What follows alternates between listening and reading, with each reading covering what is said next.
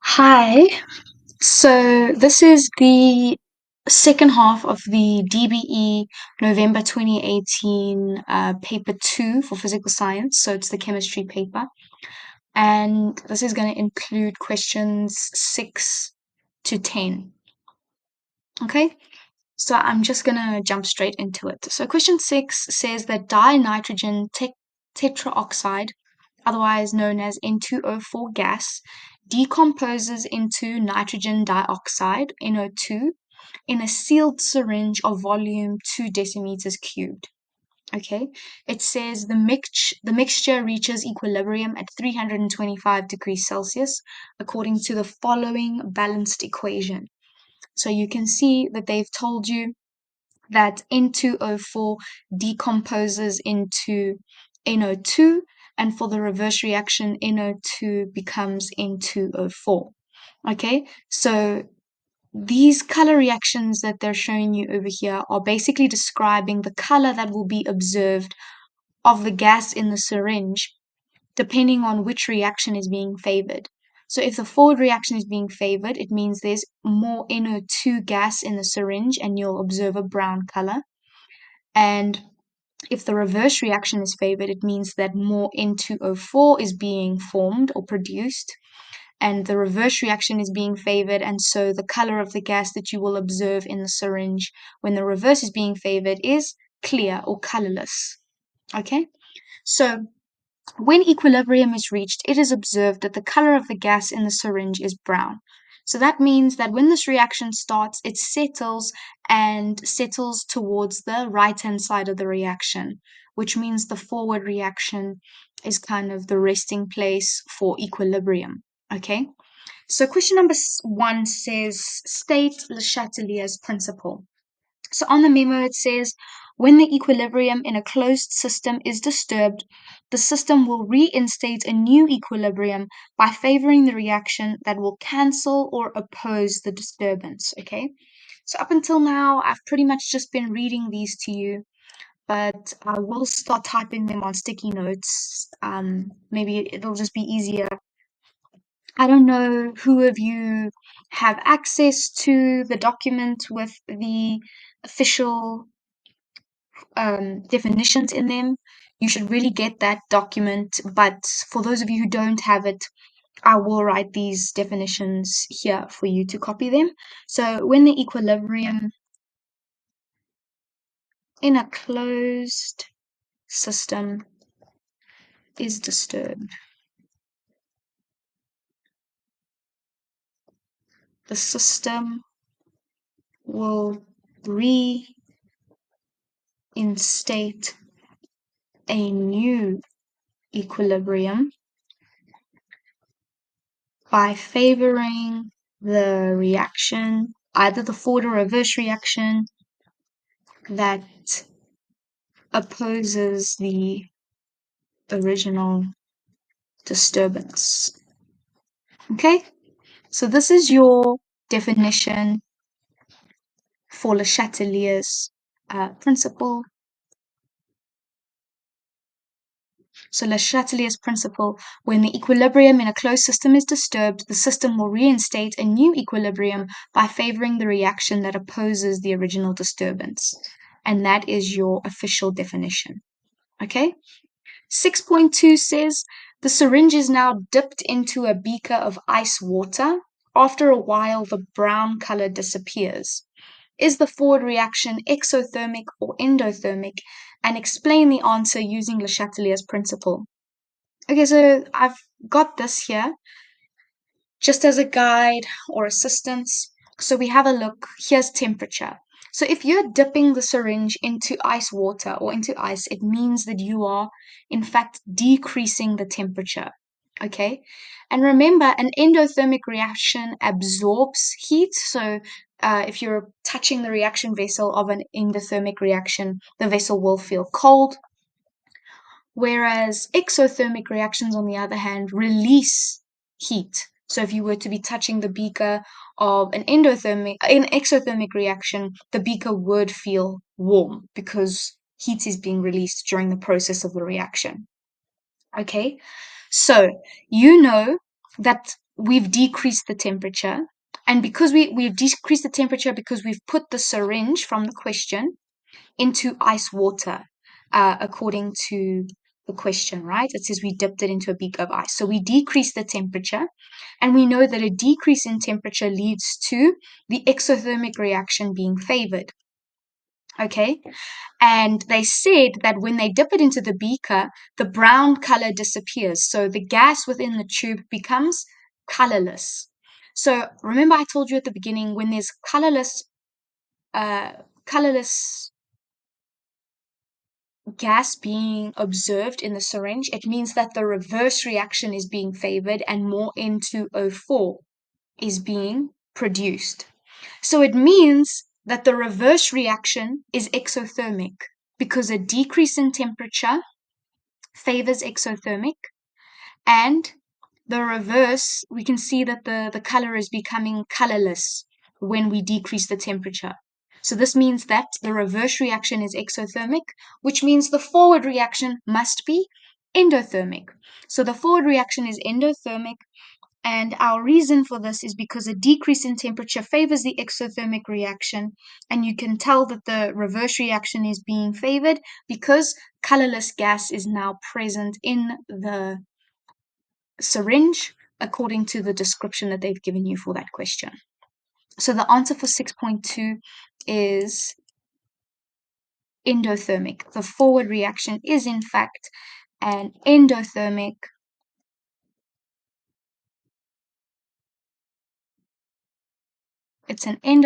reaction, and your reason for this is because a decrease in temperature favors the exothermic reaction, and we can tell from the description that the reverse is being favored when there's a decrease in temperature. And if the reverse is exothermic, the forward must be endothermic.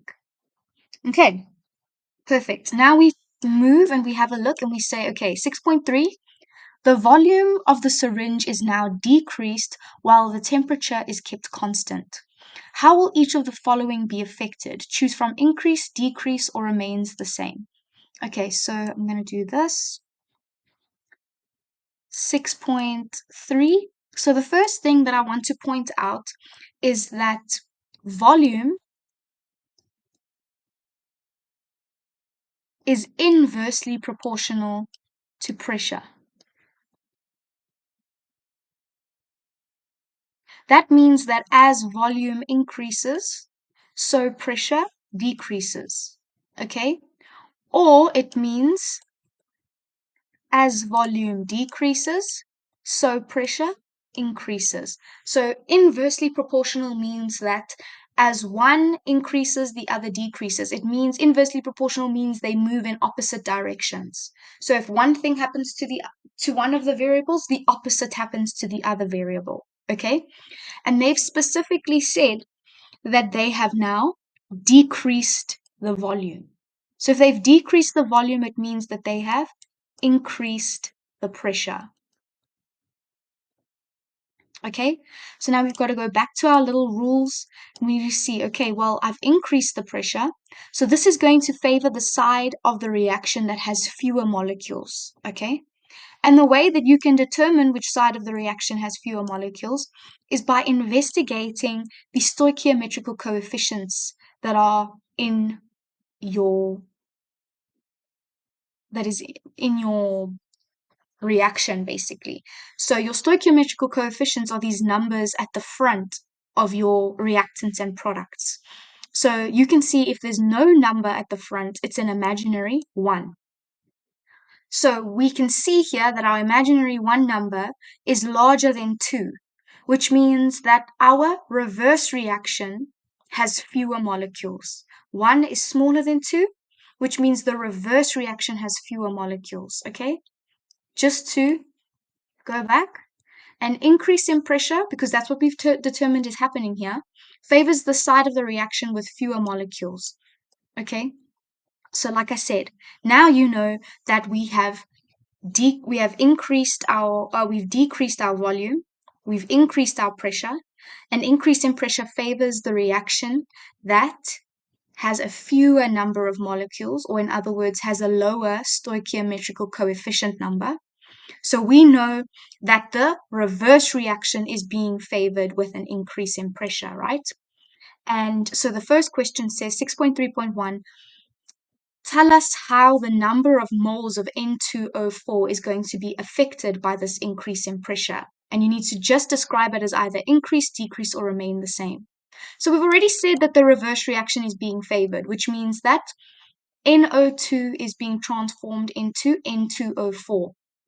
Okay, and if the reverse reaction is favored, it means the number of moles of N2O4 is increasing.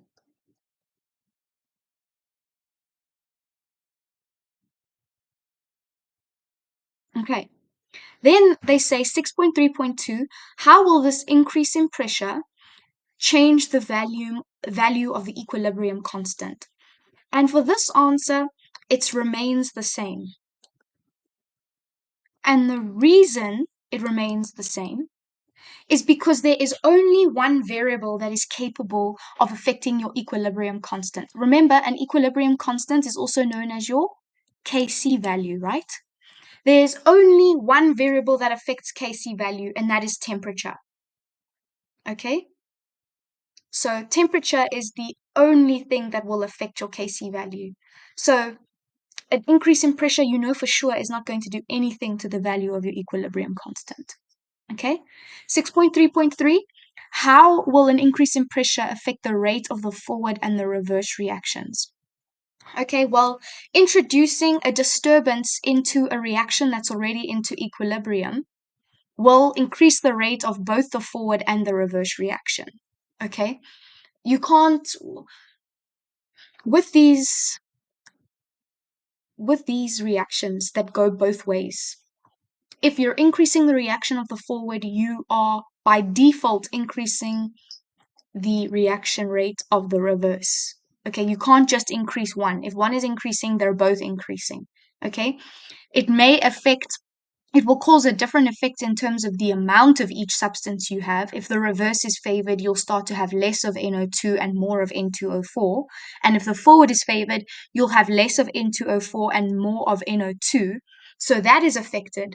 But the reaction rates for both forward and reverse will be equally implicated by a disturbance. Okay, so here you say increase, and it's increasing for both. You can't increase the reaction rate of just one of them. If you increase the reaction rate of the forward, it has to be an increase in the reaction rate of the reverse. Remember, the amounts of each of the substances will be changing. One will be going up and the other will be going down, but the reaction rates will not differ. Okay? Okay, perfect. Now we move on to 6.4. I just want to get rid of this quickly.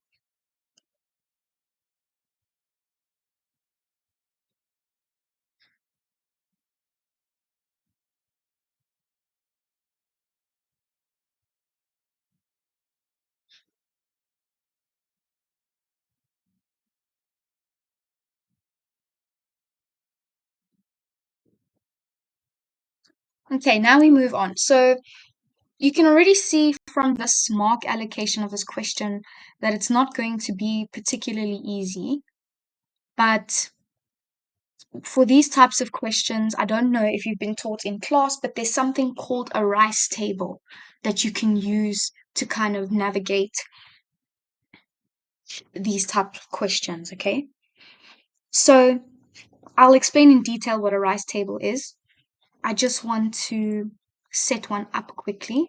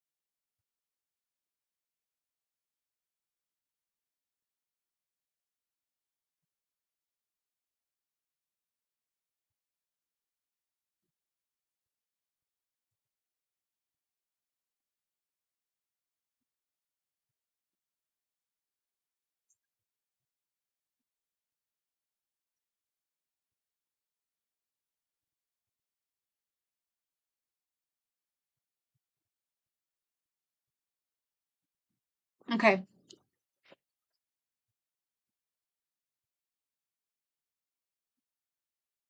So this is how you initially construct it, okay? And now your acronym is RICE,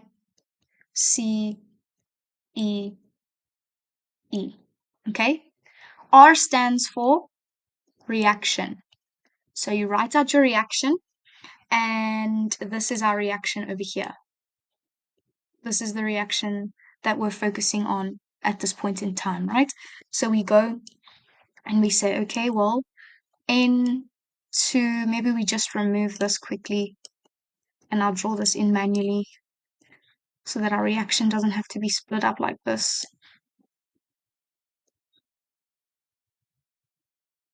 So it's going to be N2O4 plus NO2. Okay, and we can balance it here. Okay, cool. So now I stands for our initial amounts. And our initial amounts are in moles. Okay, so we obviously first have to go and read the question. The question says, initially, X moles of N2O4 were placed in the syringe. Okay, cool. So you don't have a value, but you do have a variable. So we had X moles, and you can substitute in your initial values as X. Okay? And initially, because NO2 is our product, it means we have none of it. Because at the start of the reaction hasn't started. I only put N2O4, I only put my reactants in. At the start of the reaction, before any of the chemical processes have started to take place, it means I've only got reactants present in my reaction vessel. I have no products. Okay? So when I have my initial amount of reactant, I have no product because the reaction hasn't started yet. Okay? So now the next one stands for change. Okay? And that means the change that occurs in the quantities that I have of either reactant or product. Okay? And this is a very important block because this is the only block to which your stoichiometrical coefficient ratios will apply. So when we identified that N2O4 and NO2 react in a ratio of 1 to 2, so I'll write it out for you so it's not like arbitrary, but N2O4, our ratio of N2O4 to NO2 according to our stoichiometrical coefficients from a balanced equation is 1 to 2. And it is your change block, and it is only your change block to which this ratio applies. Your whole thing will be wrong if you apply this ratio to any other block in your rice table. Okay? So please keep this in mind. It's very, very important. Okay? So now we read the rest of the question, and it says, when equilibrium was reached, it was found that 20% of N2O4 gas had decomposed, okay? And you know that N2O4 decomposing gives you NO2.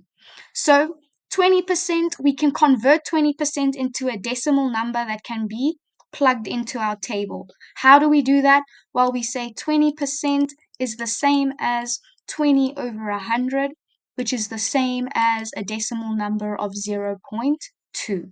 Okay, so if I started with X and 20% decomposes, it means my change is 0.2 times X. 0.2 times X of N2O4 was decomposed, is gone now when we reach equilibrium, right? Okay, and as I said, this is the only block where your ratio applies. So if you have a ratio of 1 to 2 for N2O4 to NO2, and the change in N2O4 was 0.2x, you just need to multiply this whole thing by 2 to get your change for NO2. So 0.2x times 2 gives me 0.4x. Okay? Now, your second or your first E value is your equilibrium moles. Your equilibrium, so the number of moles you have at equilibrium. And your second E is equilibrium concentration. So here we've got moles and here we've got concentration. Okay? You don't actually need to have both of these in your table. I just prefer to have them there because it's easier for my brain to kind of understand. First, I take my moles and then I change it into a concentration. But we'll get to that point now, right? So we go back. So now how do we determine what our equilibrium moles are? Well, if I started with X and 0.2X was now used up, it means that what am I left with? How much, what percentage of N2O4 was left after 0.2 times X decomposed? Well, we go back up to our little thing here. And if 20% was used up, we say 100%, because that's what we started with. X is our 100%, minus our 20% means that we are left with 80% of the N2O4 that we started with. And once again, 80% can be converted into a decimal number because 80% is the same as 80 over 100, which is the same as 0.8. And so we plug that in here. If I use 0.2x, it means that at equilibrium, I have 0.8x left.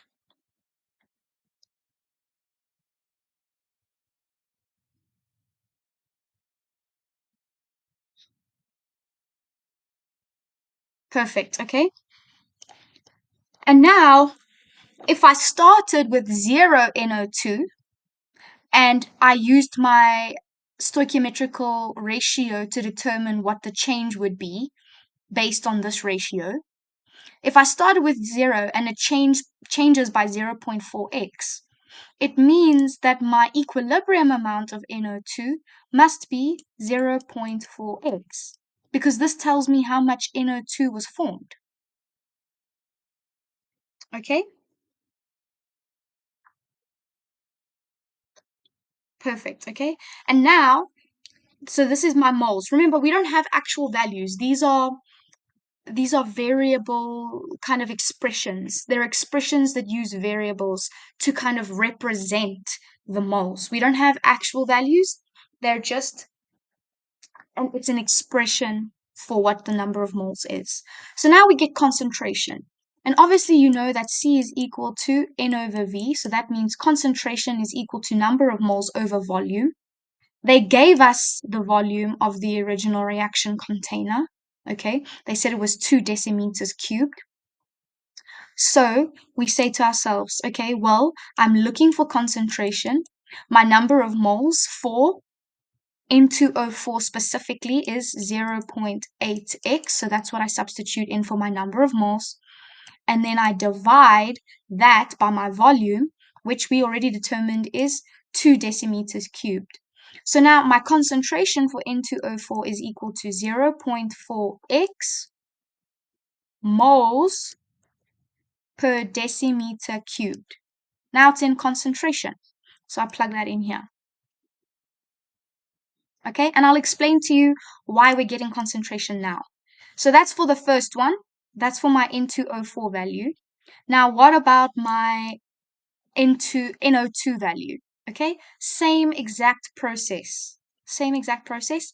We say to ourselves, okay, well, the number of moles I have at equilibrium is 0.4x divided by my volume, which, as I said in the question, is stipulated to be 2 decimeters cubed. So I divide by 2, which is equal to 0.2x moles per decimeter cubed. Why am I so intent on writing this unit? Because it's specifying or emphasizing the fact that this is now a concentration. It's not moles anymore as it was in my first E block. So I go and I do that. And now I go back and I see, well, what other information have they given me? They've said, okay, well, if the equilibrium constant, otherwise known as your Kc value, is 0.16, then calculate the value of x. Okay, now this is easy. If you know the formula for your Kc value, then the rest of this question is quite straightforward, right? So we go, just give me a second to clear the space here.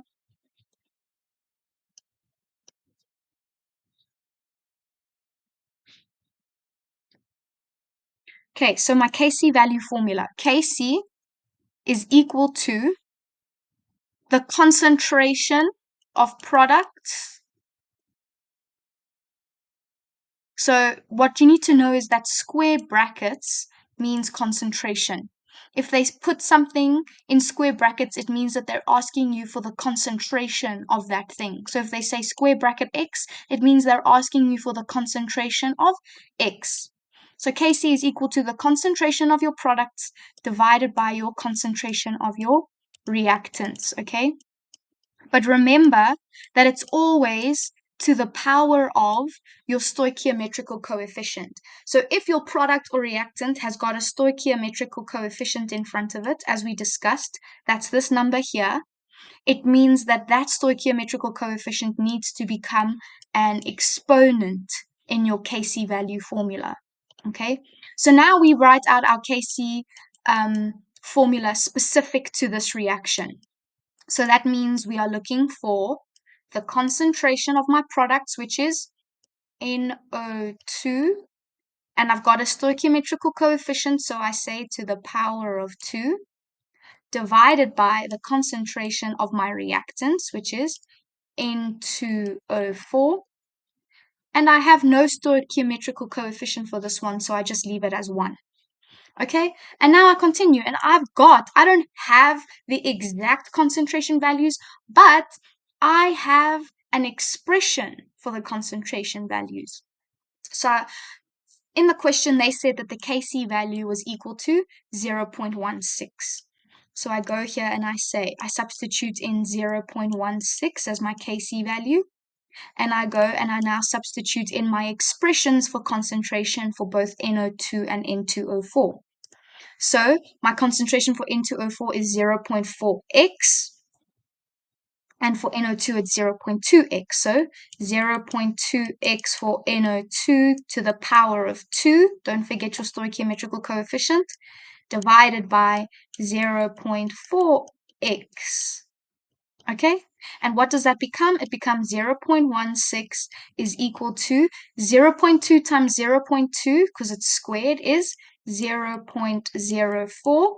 And remember, the square belongs to both the number and the variable, so it becomes x squared divided by 0.4x. Okay, 0.04 divided by 0.4 is 1 over 10 if you plug it into your calculator.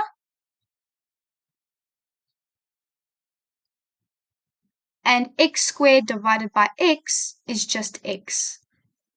Okay, so now we just have to solve for x. So we multiply by 10 over 1 on this side and on this side, and we're left with x is equal to 1.6 moles. And it's 1.6 moles of N2O4. So initially, I started with 1.6 moles of N2O4. And that's your answer. Okay, so you can see why it was for so many marks. It's quite a lot of work with the table. But hopefully this kind of offers you some more clarity as to how they went about answering that. I just want to get rid of some of this stuff here quickly. Okay, perfect. So now we can pretty much move on to our next question.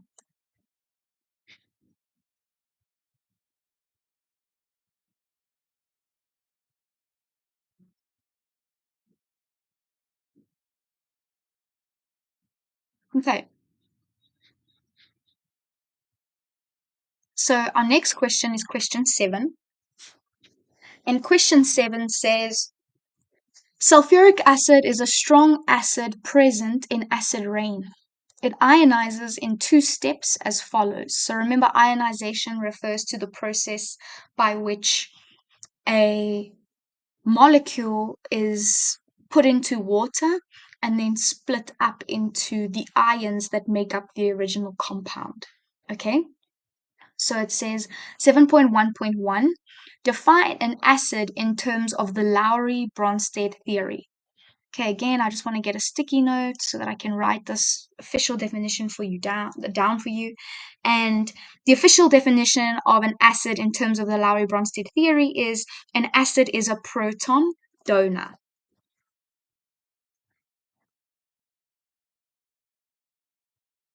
An acid is a proton donor.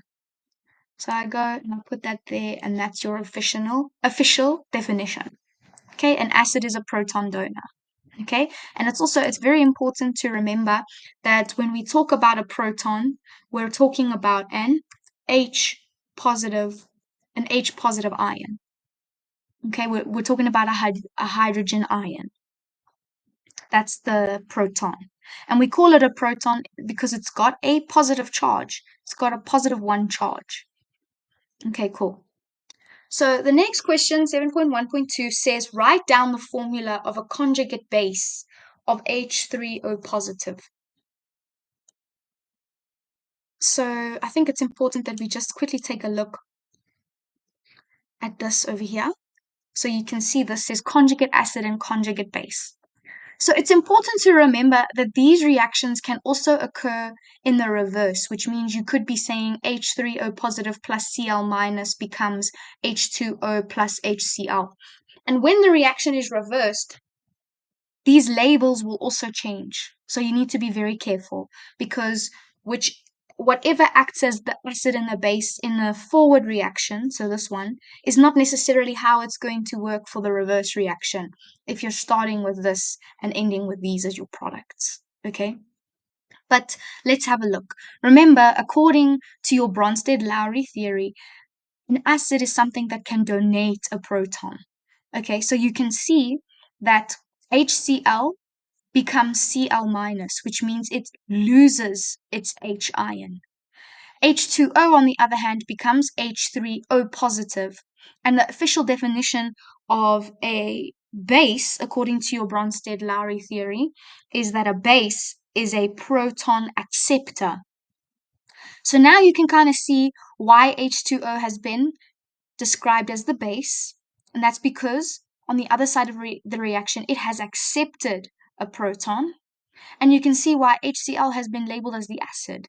And that's because on the other side of the reaction, you can see that it has donated its proton or its H positive ion. Okay?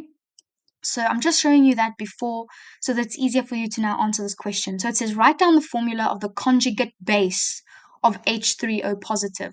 So if you're looking for the conjugate base, it means that H3O positive in this reaction was reacting as a acid, because an acid has a conjugate base and a base has a conjugate acid.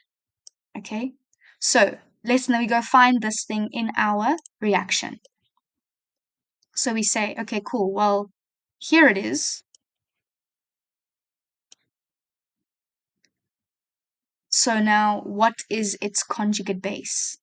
If they're telling you that this is the acid, what is the conjugate base?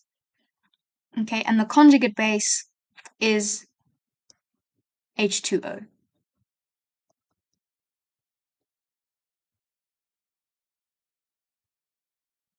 Okay, why?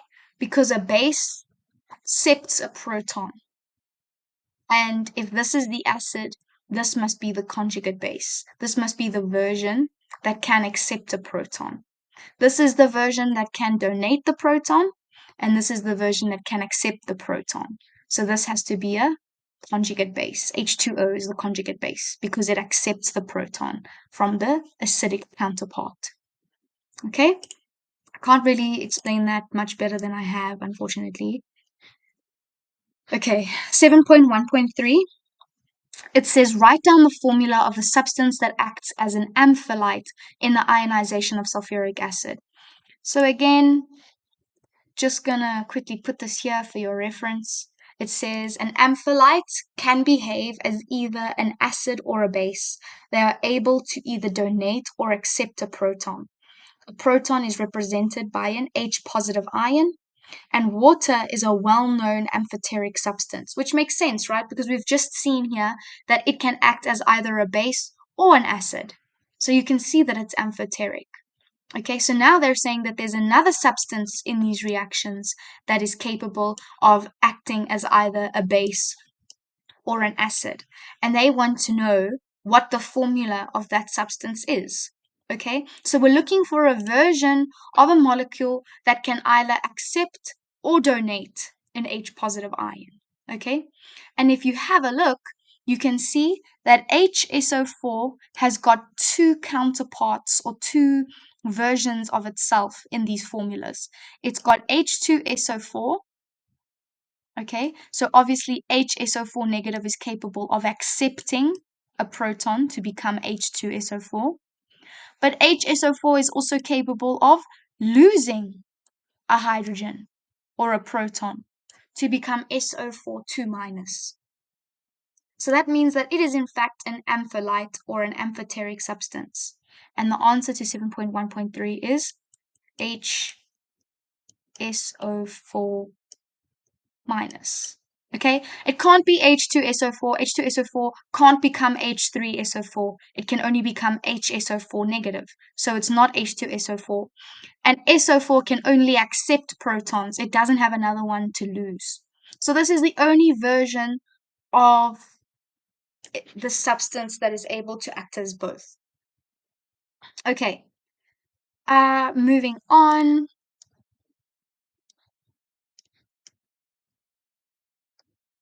Okay, so now we move on to 7.2.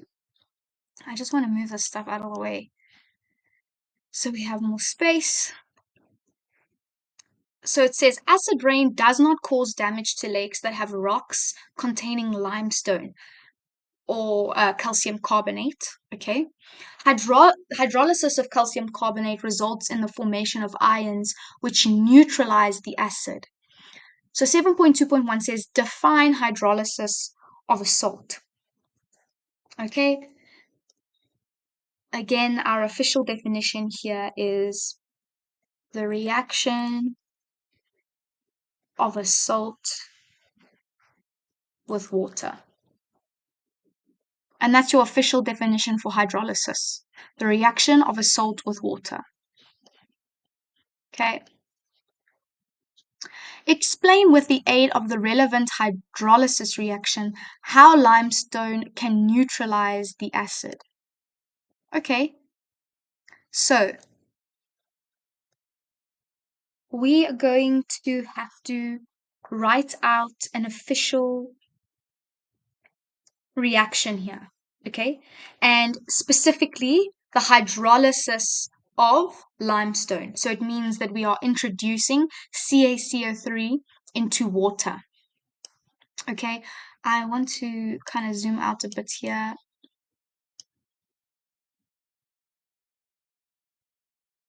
So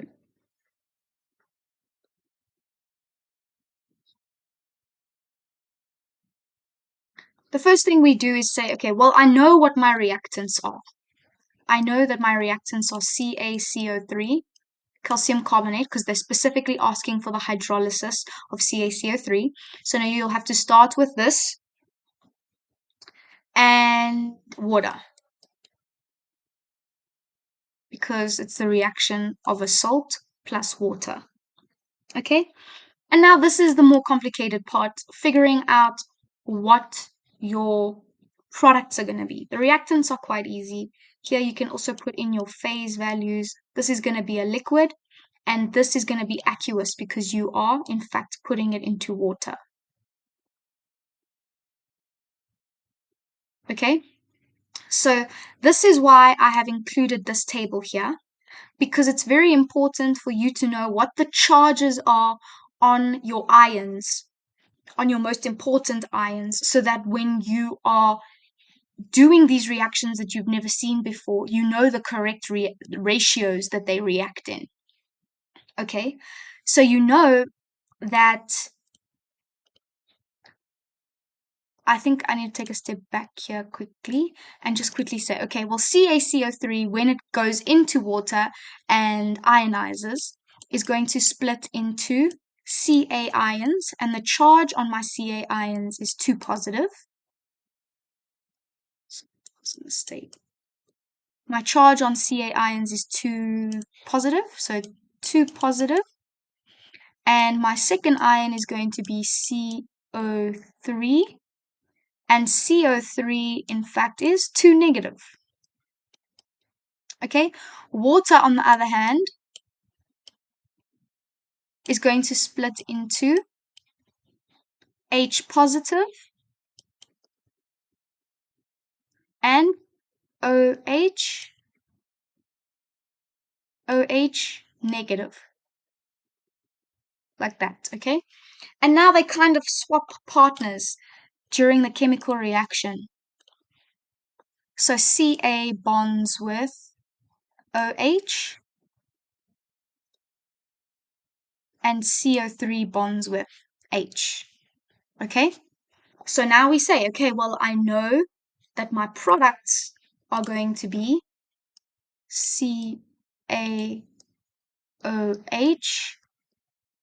plus HCO3. Okay, but the important thing that you need to remember is that these will swap when you're bonding two things together. It's very important to take their charges into consideration because their charges swap.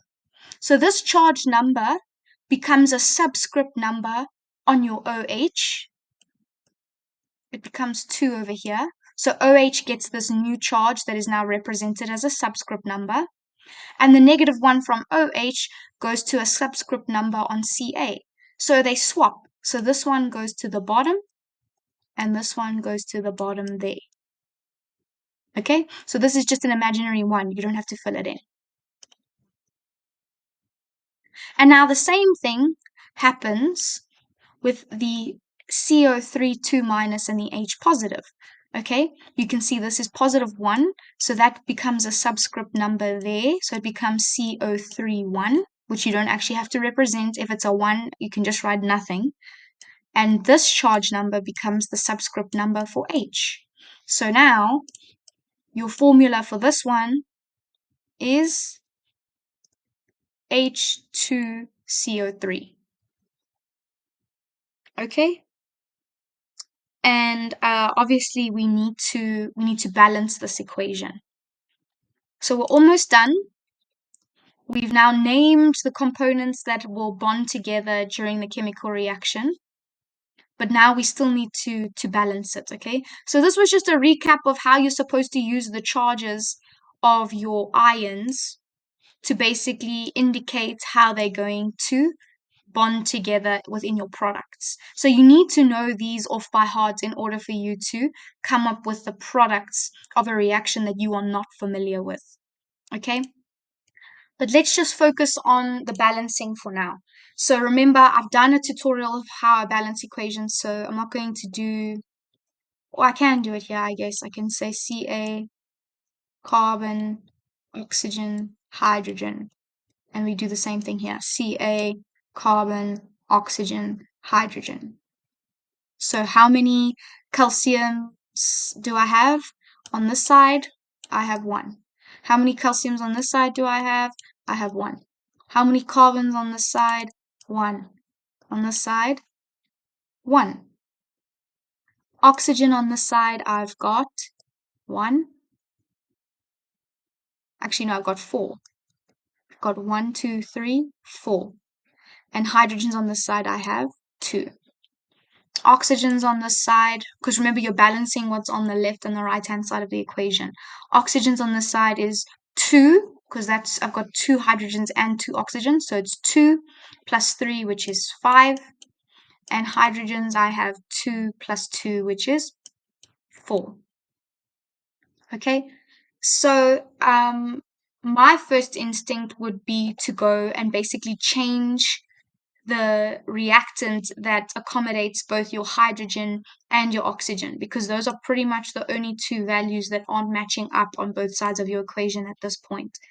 So my first step would be to go and introduce a 2 over here.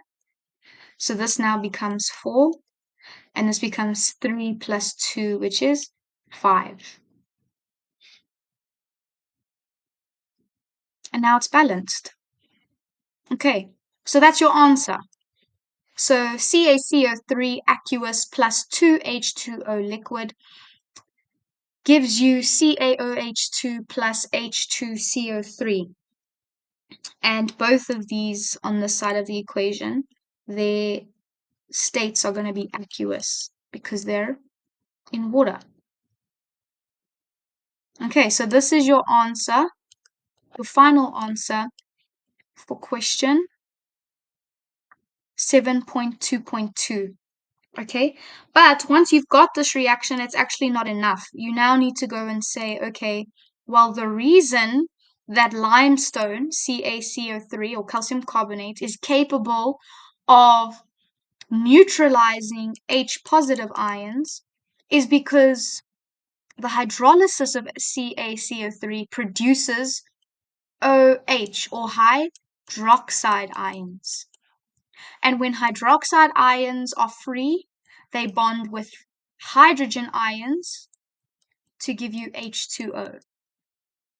So these basic ions, because OH ions are basic ions, neutralize these acidic ions by bonding to form water. So that's your answer. You need to have this final equation and you need to specify that CaCO3 hydrolysis results in the formation of OH ions, which then are able to neutralize H positive ions by forming water. Okay, so that was 7.2.2. Now we move on to 7.3. Okay, these two are also not the easiest, so I'm going to just move stuff out of the way.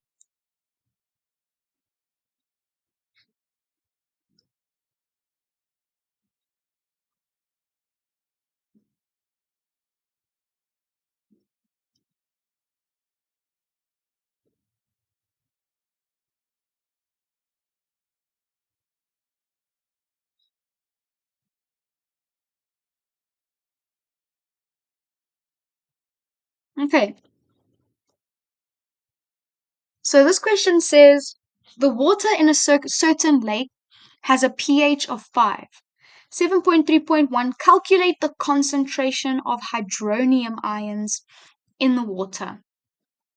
Okay, so this one's pretty straightforward.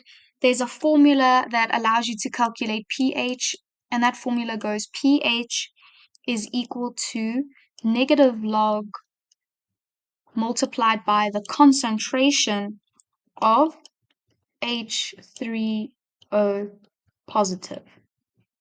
Okay, remember square brackets means concentration. So we are looking for the concentration of hydronium ions, and that is exactly what they have asked you for, the concentration of hydronium ions. So they said that the pH is 5, so I can go and I can substitute in 5 for pH. And we say negative log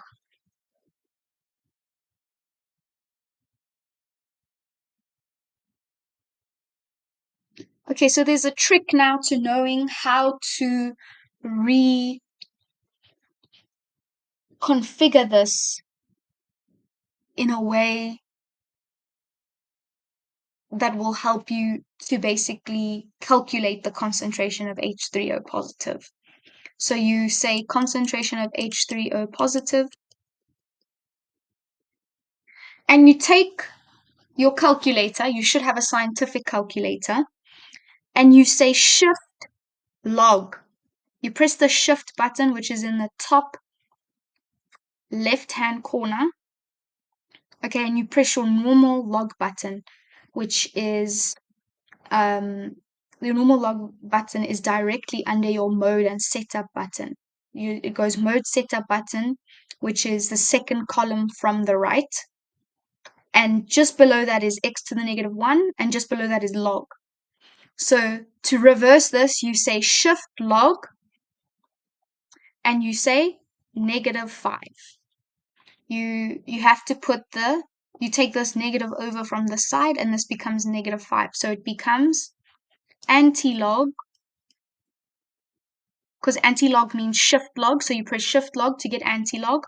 Anti-log negative pH. You anti-log the negative of the pH that they've given you. So remember I said anti-log is the same as pressing shift and then log on your calculator. So that becomes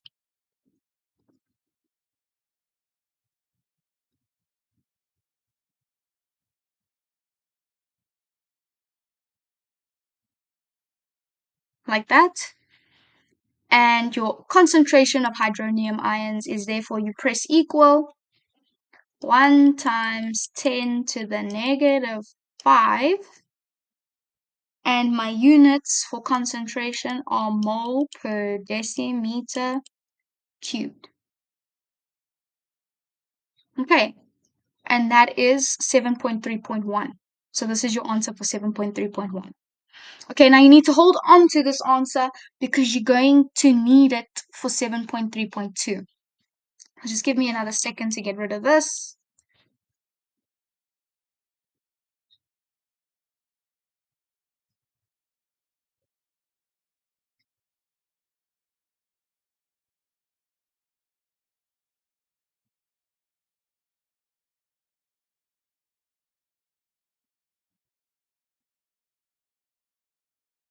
So 7.3.2, it says the volume of water in the lake is 4 times 10 to the power of 9 decimeters cubed.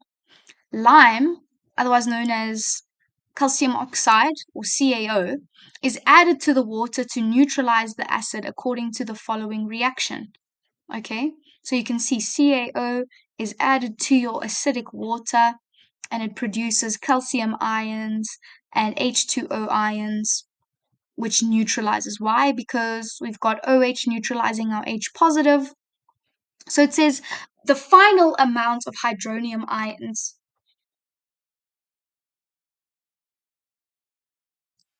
The final amount of hydronium ions is 1.26 times 10 to the 3 moles.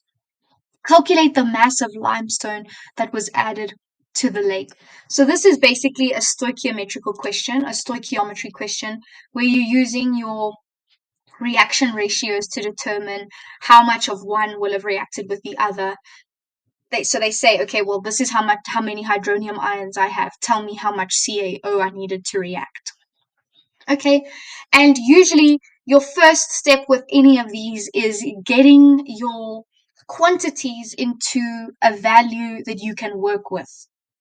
So step number 1 is we should convert the number of moles of hydronium ions that we have into a concentration because they have given us a volume to do so. So you know the formula for concentration goes number of moles over volume. So we say equals the number of moles that we have is 1.26 times 10 to the power of 3 divided by my volume, which is 4 times 10 to the power of 9. Here it is. And then you plug this into your calculator. And I'm going to double check that I get the same answer as on the memo.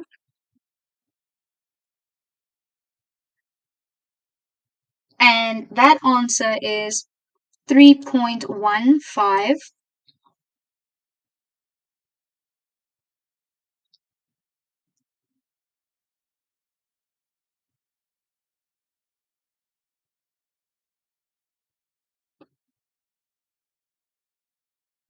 Okay, so we've converted it into a concentration. So remember, the whole thing that they're trying to achieve with this process is to neutralize the water of the lake. So they're trying to make the pH of the water less acidic because a pH of 5 is acidic. Remember, 7 is neutral 7 or 8 are neutral, and anything that is pretty much below 7 is acidic, and anything that is above 7 or 8 is basic. Okay, so you can see that our initial concentration that we calculated of hydronium ions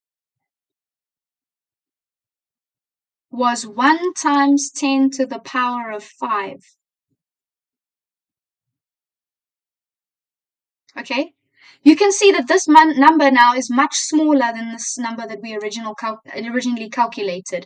Remember, the lake was originally at a pH of 5, and we're adding the lime to try and improve that pH to make it more neutral.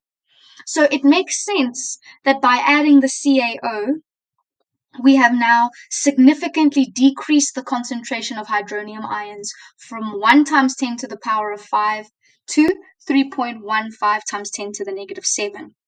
Okay, so in order for us to determine how many or what concentration of moles reacted, we have to say, okay, well, concentration of H3O positive that reacted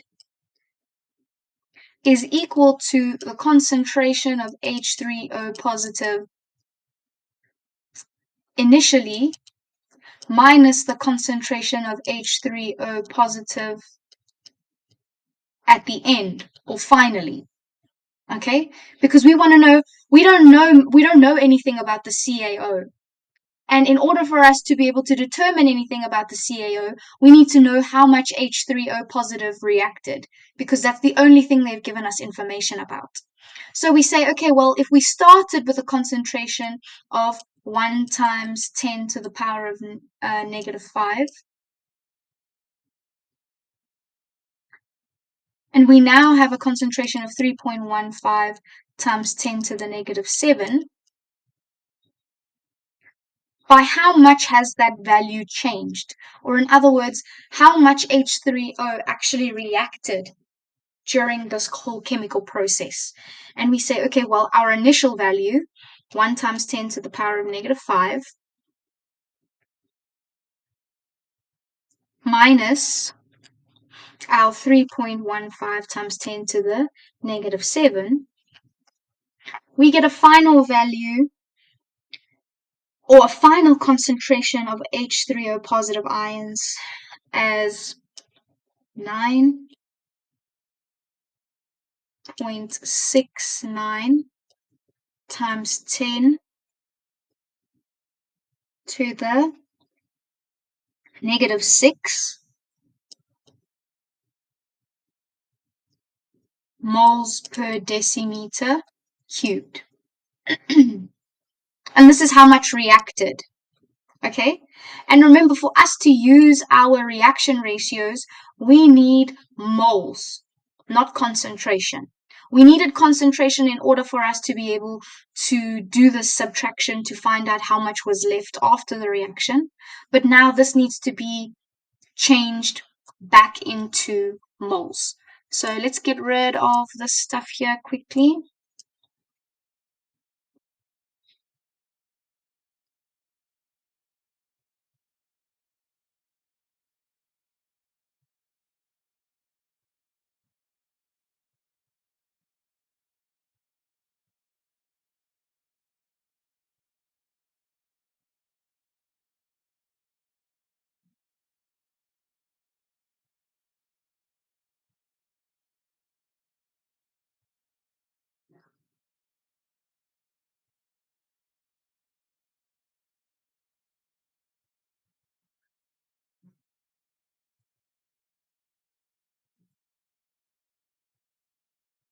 So this is our new value. This is our new hydronium ion value.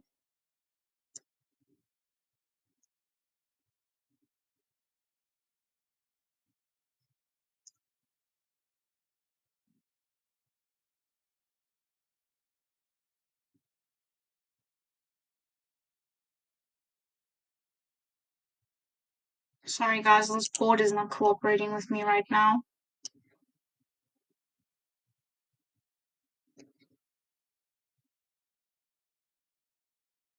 So this is the new hydronium ion value. I'm just going to have to rewrite it. It's not...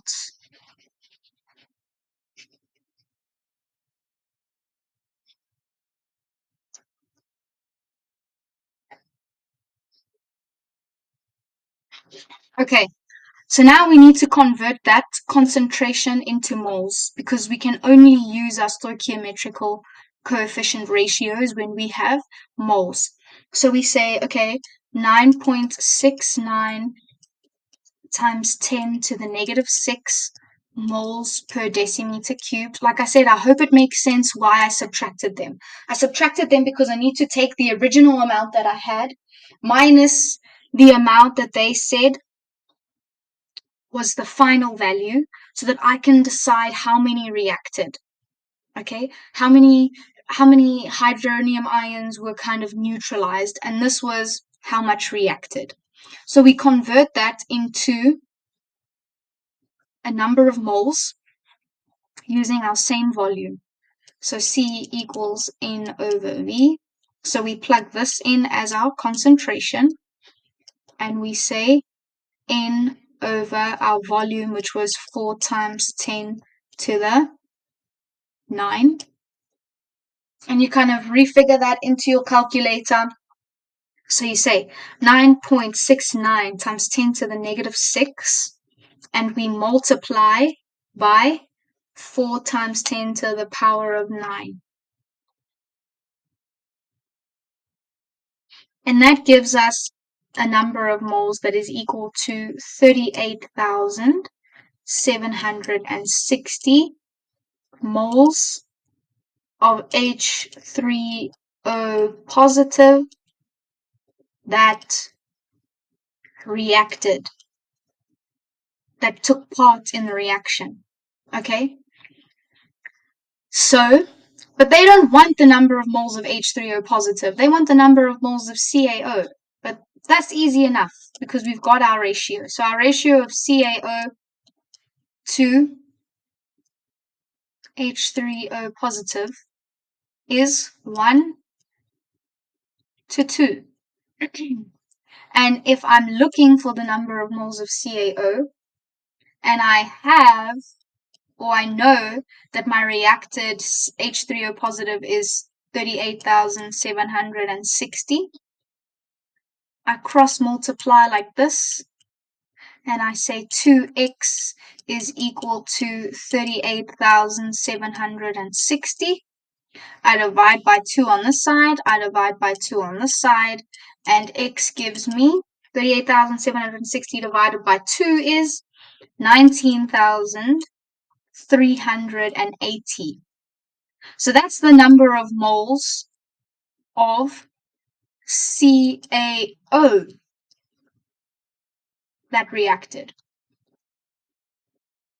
So let's see, what did they actually want? They wanted the mass of limestone that was added.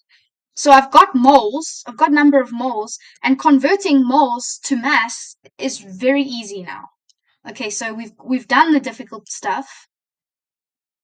Now we calculate, we've got number of moles, now we calculate mass. So that's perfect. You know, or you should know, that the formula for moles to mass is N is equal to small m, or mass in grams, because remember that's the SI unit. That's the SI unit for mass in chemistry, over molar mass or molecular mass. And molecular mass is what you get off of your periodic table. So we'll do that now. So our number of moles that we calculated was 19,380 is equal to, mass is what we're looking for,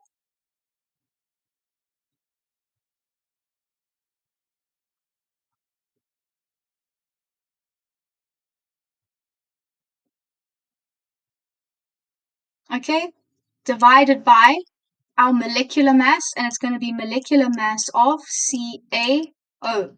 So we need to go and we need to find our relative atomic masses for calcium, and oxygen on our periodic table. So we go down to our periodic table. There should be a periodic table on your formula sheet. And we say, okay, well, we need the relative atomic mass of calcium and of oxygen. So that's going to be 40 plus 16.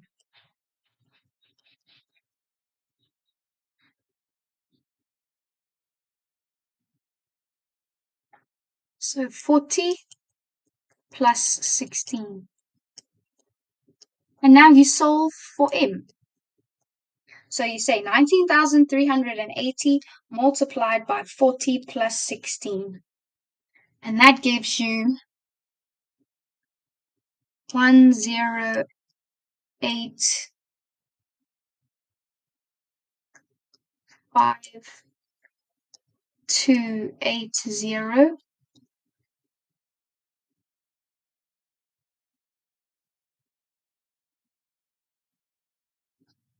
grams. Okay, this is quite a long number, so you would expect that they would want you to write it in scientific notation. So the first thing we do is we round off to 2 decimal places.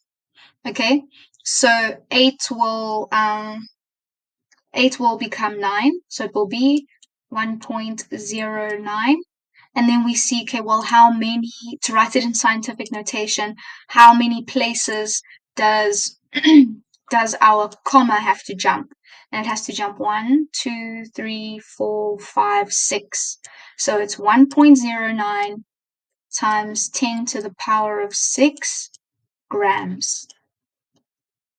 And that's your final answer. You can leave it in this format if you would like. But I know for a fact that when they're marking, they do prefer to have final answers in scientific notation. Okay, cool. So that is our question 6.4. That's done. 8 marks. Oh, no, sorry. No. That was our 7.3.2, which was 7 marks. So a lot of work to get to this answer, but not too bad once you've had it explained. It's not as confusing as it seems.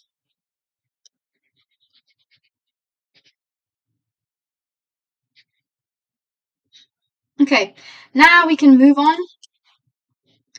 We've finished question 7 and we are on to question 8. Perfect. Okay, so question 8. Corrosion is a redox reaction that takes place in the presence of oxygen and water. Rusting is the corrosion of iron that leads to the formation of iron 3 ions. So 8.1.1 says, define oxidation in terms of electron transfer.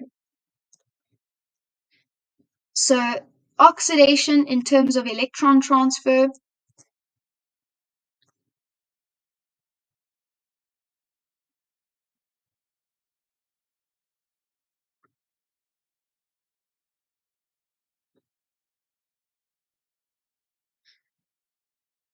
So there's your official definition. Define oxidation in terms of electron transfer. Oxidation is the loss of electrons. Okay, and there's a very important little rhyme that you can use to try and remember that. It's oil rig.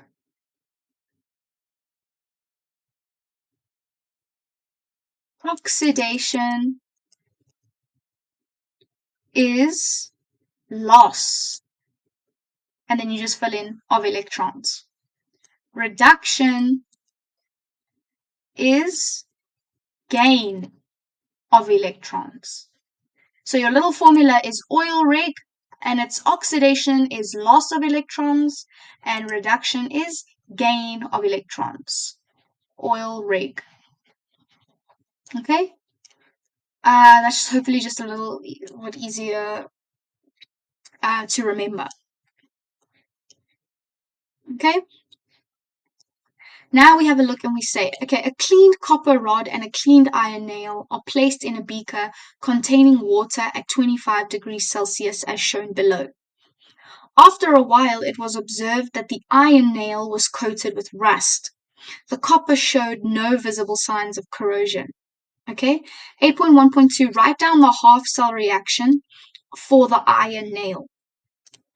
Okay, well, first things first is here you can see that iron is starting as a solid, as a metal, as its normal form.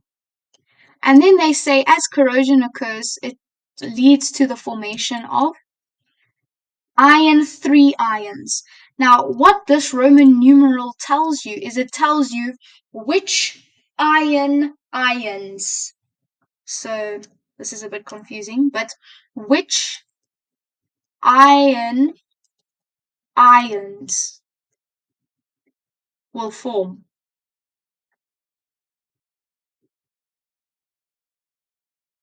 And what the Roman numeral number tells you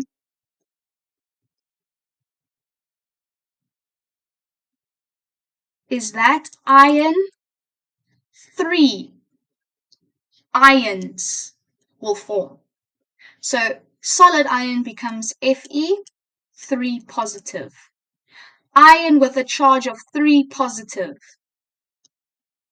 That is the form that you are using. And it's very important because many metals on the periodic table are capable of forming ions with different charges. So they could be Fe2 positive, Fe3 positive. So you need to pay attention to the Roman numerals in order for you to know which one is reacting. Okay, so where we find this information is on our table of standard reduction potentials. We find our half cell reaction on our table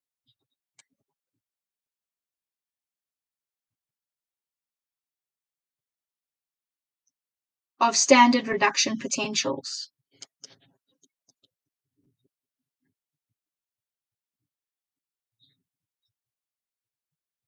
Okay, so we go to our table of standard reduction potentials and we look for the ion that turns into Fe3 positive.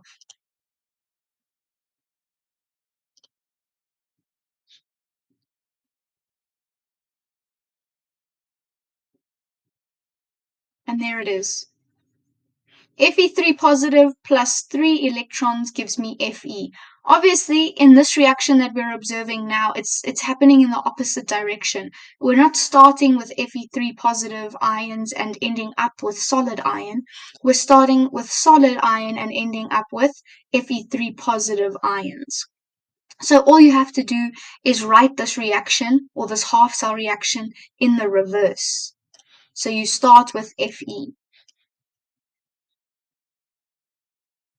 So that's 8.1.2 that we're busy with right now. So it goes Fe becomes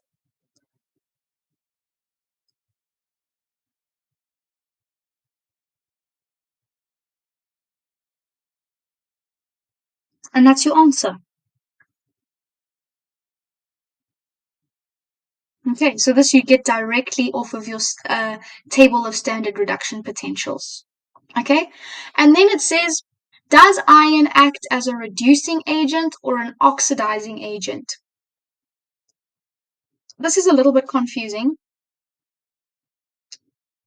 but I'm going to explain to you why now.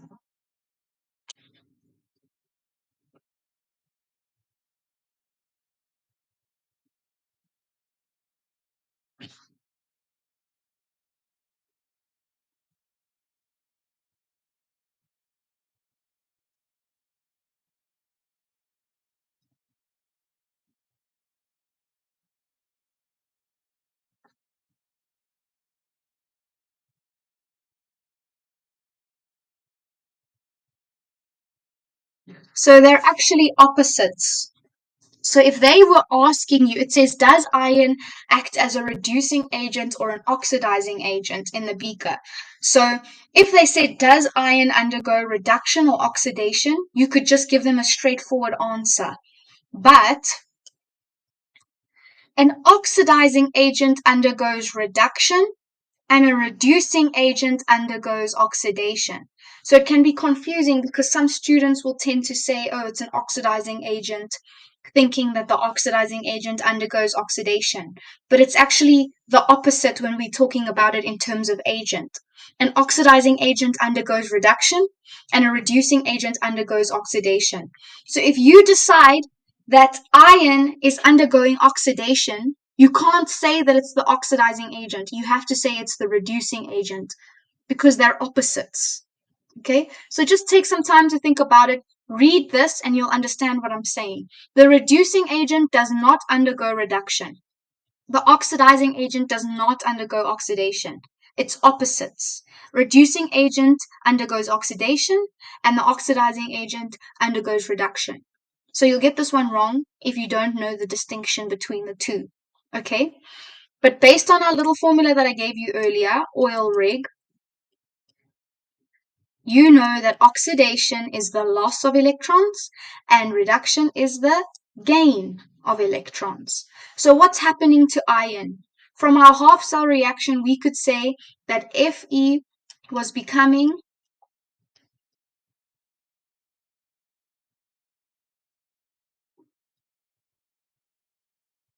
it becomes more positive. It starts off as Fe and then it undergoes corrosion to become Fe3 positive.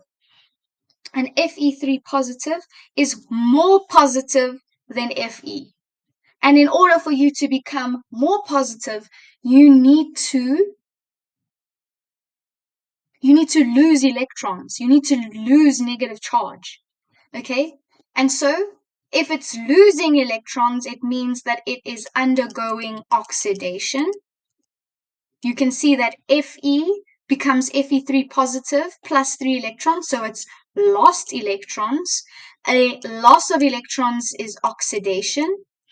And the reactant that undergoes oxidation is defined as our reducing agent. So 8.1.3, iron is undergoing oxidation and can therefore be called our reducing agent. So reducing agent is your answer here. Okay.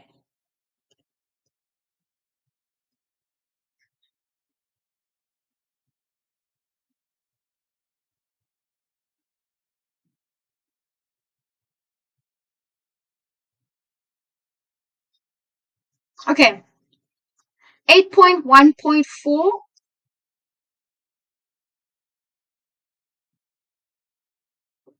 explain the above observation by referring to the table of standard reduction potentials. So you need to prove why is iron more likely to undergo oxidation than copper. So we need to go back to our standards, our reduction standard potential, or our standard reduction potential table. Here's iron, and we're looking for copper, and it's going to be copper that produces 2 positive ions. There it is. Okay? And you can see that it says here, increasing reducing ability. Okay? So the same way reducing agent is actually something that undergoes oxidation, and the same way that oxidizing agent is something that undergoes reduction, it means that when they say these are the reactions with an increasing reducing ability, it means that the ones that are at the bottom or the ones that are further down are better reducing agents. So these ones are the best reducing agents, and these ones are the best oxidizing agents. So the ones at the top undergo reduction, and the ones at the bottom undergo oxidation. So you can see that this table is very clearly stipulating to you that Fe into Fe3 positive ions is a better reducing agent than Cu becoming Cu2 positive ions. And that's what you say in your answer. Okay? Your question says, explain the above observation by referring to the table of standard reduction potentials. And your answer is, according to the table of standard reduction potentials, Fe is a stronger reducing agent and will more likely be oxidized. Okay, and that's your answer for 8.1.4. Now we move on to the next question, and it says, to prevent rusting of an underground iron pipe, the pipe is connected to a metal Q that corrodes easily. So here is your metal Q, and the metal Q is supposed to undergo corrosion so that the iron pipe doesn't have to. So it's more likely that metal Q will be corroded rather than the iron pipe. So it's to try and protect iron pipes that are put underground because they're expensive, and it's expensive and difficult to fix them if they break or become corroded. So adding this new metal basically just acts as a protection layer, a corrosive protection layer for the expensive iron pipes that are carrying water or whatever it is that they carry. Okay, and so the first question says you are given two metals, zinc and copper, to use as metal Q. Which metal would be more suitable? Give a reason for your answer. And remember, you basically, corrosion is synonymous with oxidation. Okay, and oxidation requires a strong reducing agent. So when they're asking you to choose between zinc and copper, it means they're asking you to go to your table of standard reduction potentials and to determine whether zinc or copper is a stronger reducing agent than iron. So we go back. We have copper. We already know that Fe is a better reducing agent than copper. But now let's go find zinc, and it's going to be the version of zinc that forms Zn2 positive ions, right? So we go and we look. Can we find zinc? Yes, we can. And like I said, the ones at the bottom of the table are the best reducing agents. So you can see that zinc is further down on this table, which means that zinc is in fact a better reducing agent than iron, which means we need to make the metal that protects iron zinc, because zinc will more likely lose electrons and undergo oxidation, also known as corrosion, rather than iron. So you know that the answer to that question is zinc. You are given two metals. Which one is better? In terms of why is it better? Because it's better at protecting iron from corrosion, because it's more likely to undergo corrosion, because it is a stronger reducing agent. And the metal that was indicated as the stronger reducing agent was zinc. So 8.1.5, the answer is zinc. And your reason is because zinc is a stronger reducing agent according to your table of standard reduction potentials. Okay? 8.2, a galvanic cell is constructed using a Fe3 half cell and a Cu2 positive half cell.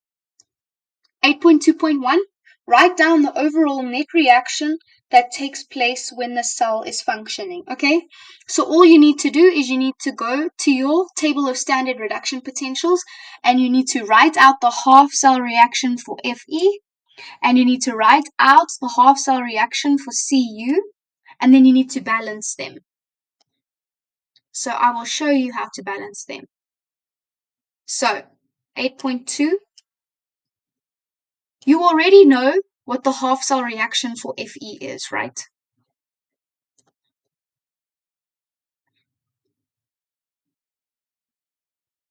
You already wrote it in one of your questions.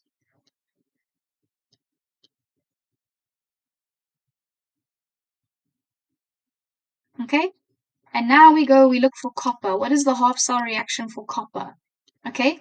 But remember, copper can't be in the same direction. If you've said Fe becomes Fe3 positive plus 3 electrons, you can't write your copper half cell reaction in the same format. You need to start with your iron, with your copper version then. So you move back and we write it opposite direction. So Cu, 2 positive plus 2 electrons gives me Cu. So this is half cell reaction number 1, and this is half cell reaction number 2, okay? They want the overall net cell reaction that takes place. So what do we do? Well, when you're doing a net cell reaction, you need to make sure that your number of electrons in reaction number 1 is equal to the number of electrons in reaction number 2. And there's only one way for us to do this. We need to get a lowest common multiple. And the lowest common multiple of 3 and 2 is 6. So I multiply this entire reaction by 2, and I multiply this entire reaction by 3. So what are we left with? We're left with 2 Fe,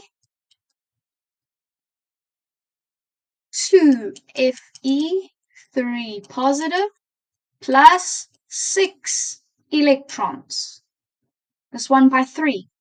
3 Cu2 positive plus 6 electrons gives me 2 Cu. Okay? And the reason we need the same number of electrons on either side, on the left-hand side, on the right-hand side, and the left-hand side of our equation, is because we need them to cancel out. We need the 6 electrons on the right-hand side of our equation to cancel out with the 6 electrons on the left-hand side of our equation. Okay? Because in our net cell reaction, nobody wants to see how many electrons were there. And in order for us to balance it, we need the electrons on the left to be equal to the electrons on the right. Okay? So then we just write out our final net reaction without the electrons. So it's 2Fe plus 3 Cu2 positive, 2Fe3 positive, plus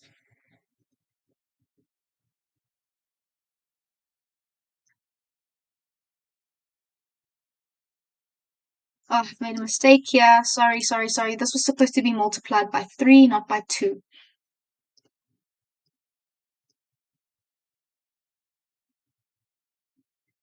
So 2Fe plus 3Cu2 positive gives me 2Fe3 positive plus 3Cu. And that is your final balanced equation. So that is your answer for question 8.2.1. Okay?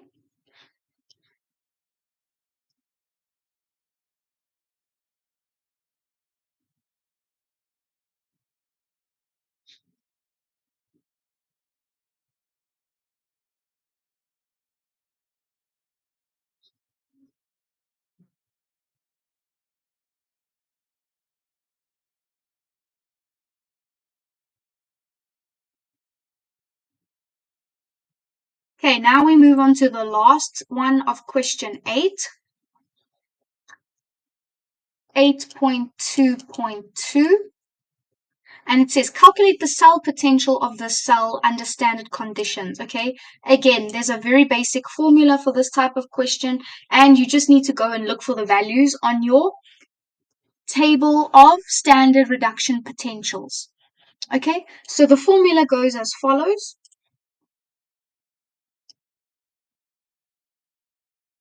E of the cell is equal to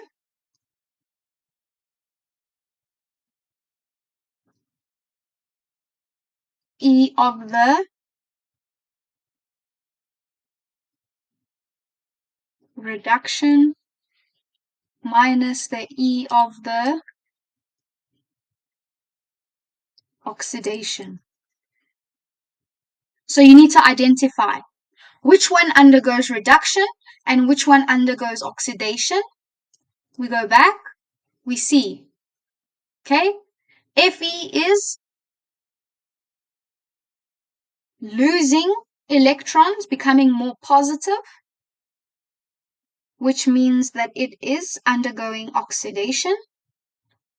And Cu is gaining electrons, moving from Cu2 positive to Cu, which means it's undergoing reduction.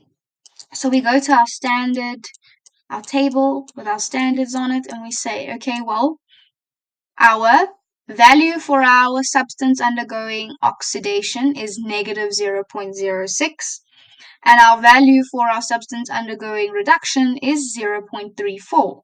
You look at these values here that correspond with the reactions that you're using.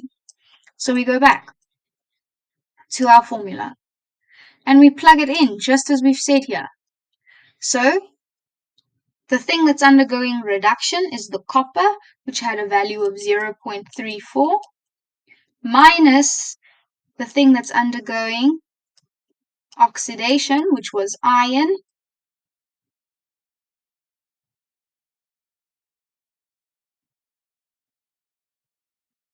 you plug this into your calculator and you get a value for the cell potential under standard conditions of 0.4 volts.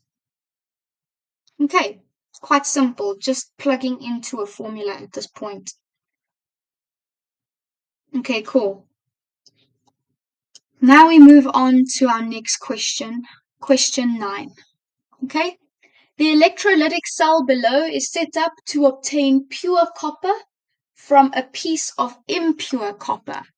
Okay, so I just quickly want to show you these. I think these are very important, and I think you should take a minute to just have a closer look at them. I will zoom in. It just tells you the difference, the overall difference between galvanic and electrolytic cells, okay? I think a lot of students get confused with galvanic and electrolytic cells when they're answering questions, and it's very important for you to know these differences, okay? You can see that they very specifically say that a galvanic cell changes chemical energy into electrical energy, and an electrolytic cell changes electrical energy into chemical energy. So you can see an electrolytic cell has got a battery, and a galvanic cell is like a battery because it produces chemical energy, it produces electrical energy. It doesn't need electrical energy, it produces electrical energy. And also, just very important to note, can you see that your electrodes, your anode and your cathode, they have opposite charges. So for a galvanic cell, your anode is negative and your cathode is positive. But for an electrolytic cell, your anode is positive and your cathode is negative. Also very important, oxidation and reduction at the cathode, at the anode for a galvanic cell. Reduction at the cathode for the galvanic cell. Oxidation for your electrolytic cell at the anode, and reduction at the cathode. So those are the same. Those don't change. But it's very important for you to know this. Okay? Also to know what the parts of each of them are called. This is called a salt bridge in our galvanic cell. This is called your electrical source. So just important to remember. Okay? Take a look, pause the video, write the notes down, memorize them. Okay? So first it says, the impure copper contains other metals such as platinum, iron, cobalt, silver, and nickel. The cell potential of the power source is adjusted so that only copper is deposited on electrode B. So we can tell that this is an electrolytic cell because we have a power source. We have a battery. Okay. The cell potential of the power. Okay, cool. 9.1 says define an electrolytic cell. An electrolytic cell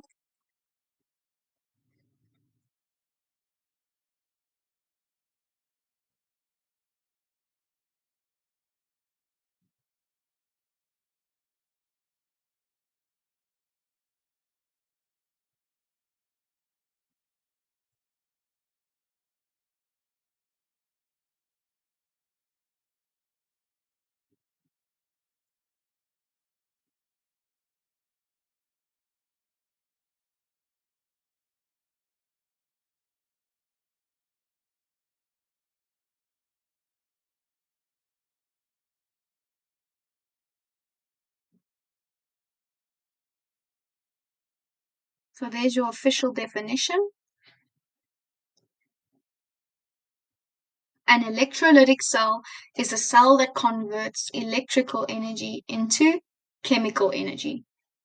Okay? So as I said, very important for you to memorize the differences here. They will ask it. Okay? 9.2, write down the formula of a suitable electrolyte for this cell. Okay. Well, they are saying that they want pure copper to be deposited onto your electrode B. Okay. That means that if they want copper to be deposited, they need an electrolyte that includes copper ions in it. Okay. So for 9.2, like I said, your electrolyte needs to contain ions of the substance that you wish to be deposited onto one of your electrodes.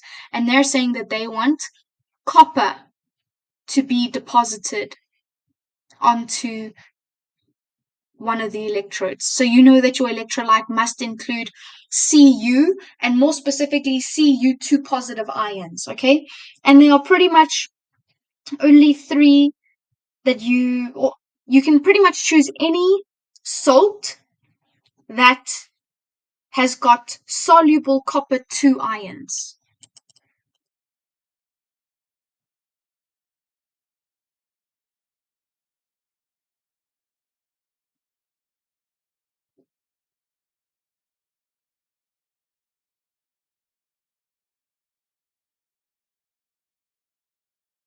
So this is the same as Cu2 positive. You need Cu2 positive ions. And the list is CuSO4, also known as copper sulfate, which will always be my first choice. It's one of the most common ones used, and that would have been the answer I wrote. But you could have also written CuNO3 or you could have written CuCl2. Okay? So any kind of salt that when dissolved in water produces Cu2 positive ions. Okay. I don't think much more of an explanation is needed for this question. If you go and you study your electrolytic cells, you'll understand what an electrolyte is, why it's needed, and so on. This is a very important study question, okay? You need to know what the point is of a galvanic and an electrolytic cell. Okay? The next thing says, which electrode, A or B, is the cathode? Write down the relevant half reaction that takes place at this electrode. Okay? Remember, let's go back here. We are looking at an electrolytic cell. That means that in an electrolytic cell, your anode is positive and your cathode is negative. Okay? Remember, you don't want the cathode where oxidation occurs. That is corrosion. You want the opposite of corrosion. You want reduction. You want these these atoms to be deposited onto your electrodes. So oxidation would be removing from your electrode. Reduction is depositing onto your electrode. So you are looking for your cathode, and because it's electrolytic, your cathode is going to be negative. Okay? And they specifically say that copper is deposited onto electrode B. You know that deposition is synonymous with reduction, and you know that reduction occurs at the cathode, which means that it means that electrode B is your cathode. Okay, and they want to know what is the half cell reaction that's happening here. Well, it's the deposition of Cu2 positive ions onto this electrode as copper ions. So it means we start with Cu2 positive ions, which make up part of your electrolyte. They gain these ions that form part of your electrolyte gain 2 electrons because we want reduction to occur, not oxidation. Oxidation is the opposite of deposition. Oxidation is the corrosion or removal of ions. So this becomes your Cu2 positive ions that make up your electrolyte gain 2 electrons through a process known as reduction and form Cu solid onto electrode B.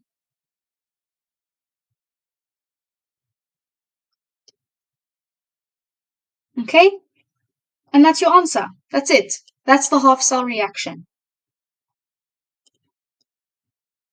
Okay? Now we move on to 9.4. Sludge forms below one of the electrodes while the cell above is in operation. Which one of the metals, platinum, iron, cobalt, silver, or nickel, will be present in the sludge?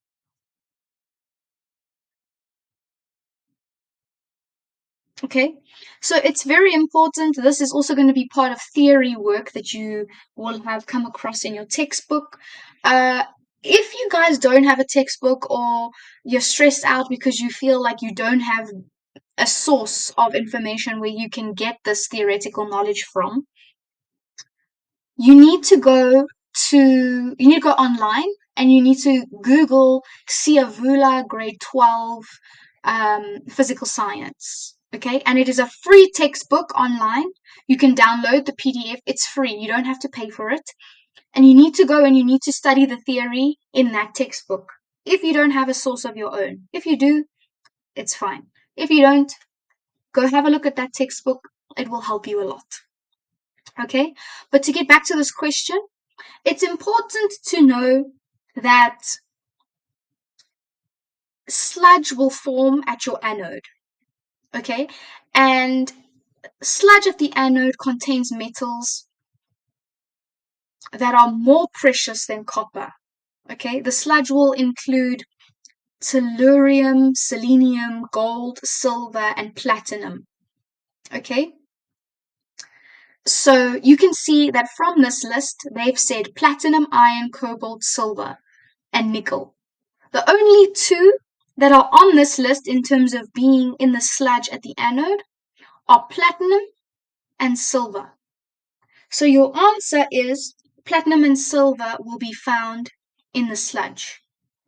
Okay, this is not something you can guess, guys. This is theoretical knowledge that you have to study. If you haven't studied it, you won't know. So that's why I say find a textbook that has a good theory section. Okay, thank goodness we're getting to the last question now.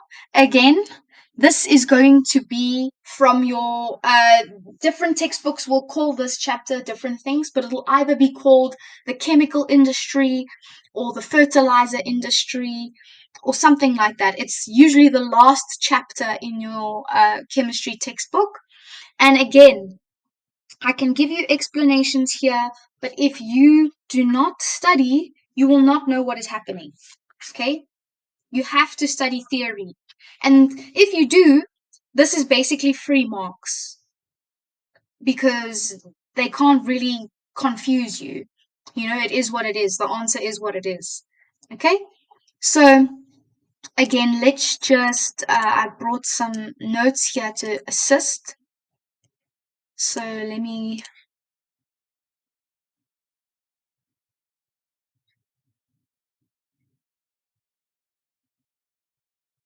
pull them closer. So let's have a look. It says, in the flow diagram below, I and II represent industrial processes used in the fertilizer industry. P and Q are chemical reactions that take place to produce ammonium sulfate and fertilizer Y, respectively. Okay?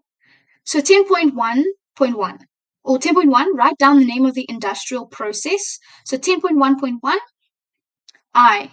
So what's happening at I? At I, we've got nitrogen gas and hydrogen gas undergoing some kind of process to produce ammonia gas. Okay? If you studied, you'll see that there's something called the Haber process. Okay?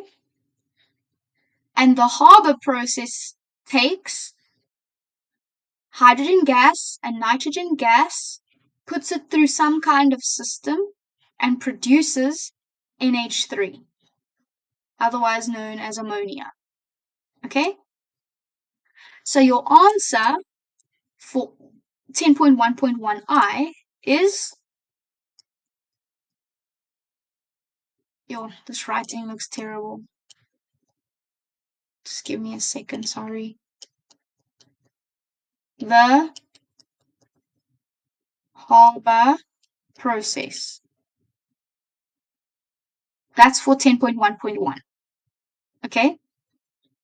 Then it says to you, name the industrial process that's happening at number 2, or II, Roman numeral II. And that's where ammonia gas undergoes some kind of process to become HNO3, the common name for which is nitric acid. Okay? Have a look. Here we've got ammonia and air undergoing a chemical process to give us dilute nitric acid, otherwise known as HNO3. And this process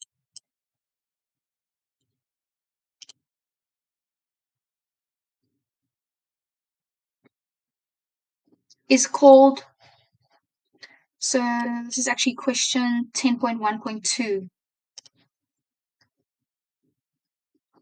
This process is called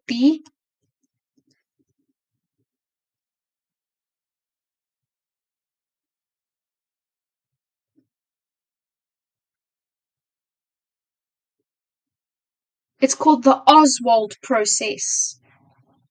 And this is it happening here.